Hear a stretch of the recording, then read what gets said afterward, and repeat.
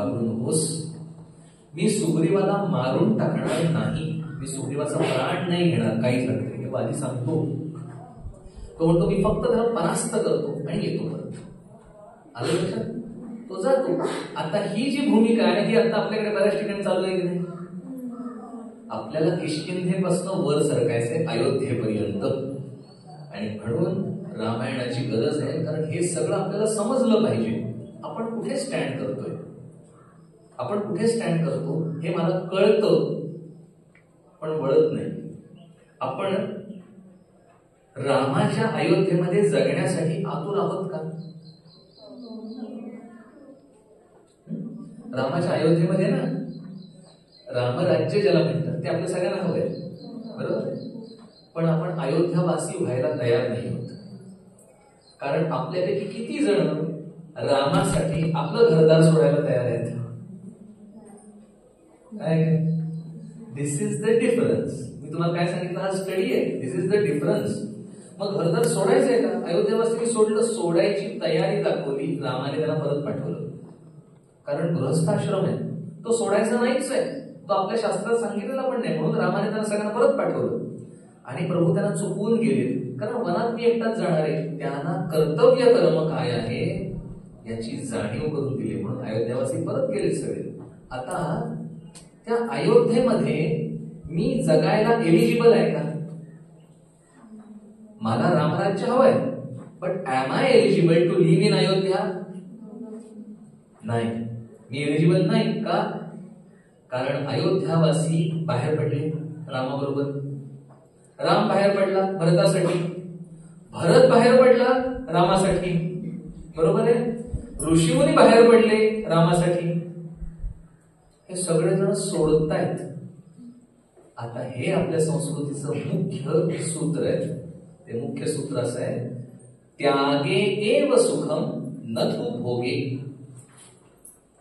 हे आपल्या संस्कृतीचं मुख्य सूत्र आहे. त्यागे एव सुखम न तु भोगे. भोगात सुख नाही, त्यागातच सुख आहे. हे पक्क लक्षात ठेवा. आता तुम्हाला मी दुसरं उदाहरण देतोय छानस. तुम्ही लहान मुलं बघितली साधारण पाळण्यात जी असतात ना, ती बहुतांशी दिवसा झोपतात आणि रात्री जागे राहतात. असं बघितलं? असं बघितलं? ती रात्री झोपा नाही काढत. आता त्यांची आई आजी जी घरातली असते त्यांना नाईलाजाने ह्या मुलांसाठी, तान्या मुलांसाठी जागा राहावं लागतं, बरोबर आहे? आता जेव्हा ते मूल पहाटे पहाटे झोपतं तेव्हा त्या जाग्या असलेल्या आईला असं वाटतं का आता हे झोपले कार्ट, मला जागा ठेवलं रात्रभर आणि आता आपण झोपलोय, असं आईला वाटतं का? आईला बरं वाटतं, चला हे छान झोपलंय, बरं वाटणार आहे की नाही? तिने काय केला?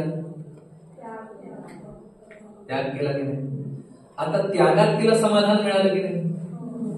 तिला सुख नाही मिळालं, लक्षात घ्या, सुख नाही मिळालं पण समाधान मिळालं.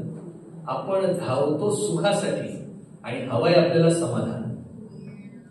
आलं लक्षात? मला अभ्यास करायचा आहे तर मी काय करते? मला ते अभ्यास करायचा आहे का? पण करायचा आहे. Let's come to that reality. तर मला अभ्यास करायचा आहे तर मी रात्री जागी राहते, काय पहाटे लवकर उठते.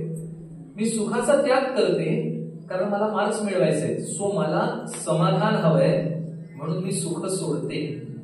आणि हेच आपल्याचं सूत्र आहे, त्यागे एव सुखम न तु भोगे. आणि हे कळतं रामायणामधनं. म्हणून रामायण ही आत्ताच्या काळाची गरज आहे, नितांत आवश्यकता आहे. प्रत्येक पात्र रामायणातली समजून घेण्याची गरज आहे. आणि पूर्वीही समजावून दिली जायची या पद्धतीने आणि ती अप्लाय व्हायची. आता झालंय काय, आपण जे बघतो ना, कुठे आता बोलतो, तुम्ही सगळ्यांनी तो चित्रपट बघितला पुष्पा? त्यातले रील्स बघितले? काय कसं वाक्य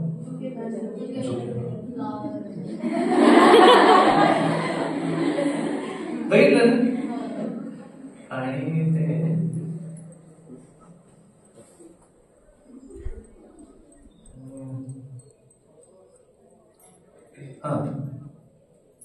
पुष्पा समझ के फ्लावर समझा गया. कसं वाटलं तो कॅरेक्टर? डॅशिंग, छान आहे की? तो जे जे कृत्य करतोय इज ग्लोरिफिकेशन ऑफ इव्हिल. तो काय करतोय? त्याचा मुख्य धंदा काय? That's it. तो काय करतोय? त्याच्यातलं सगळं मिळून त्या चित्रपटामधलं एकमात्र जे तो चांगलं काम केलेलं दाखवलंय ते स्वतःच्या बॉसच्या मुलाला मारलं पाहिजे आहे ना. त्याने बघितलंय का? काहीतरी बघितलं. त्याच्यातलं ते एकमात्र आहे आणि तो बॉस जो आहे तो आणि हा बेसिकली एकच काम करताय. They are smuggling. This is called glorification of evil.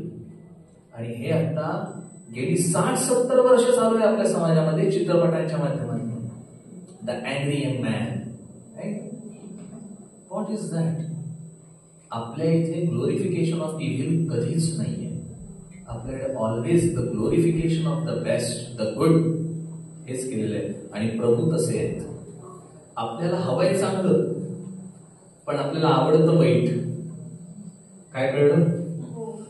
हे वाक्य ना नुसतं लक्षात ठेवा. आता हे वाक्याचा अर्थबोध व्हायला अजून थोडा काळ जावा लागणार आहे. आपल्याला आवडतं चांगलं पण आपल्याला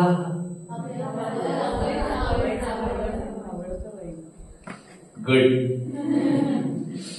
तसा तो अर्थबोध व्हायला हवाय ना. यू कांट, म्हणजे तुम्ही ना जगू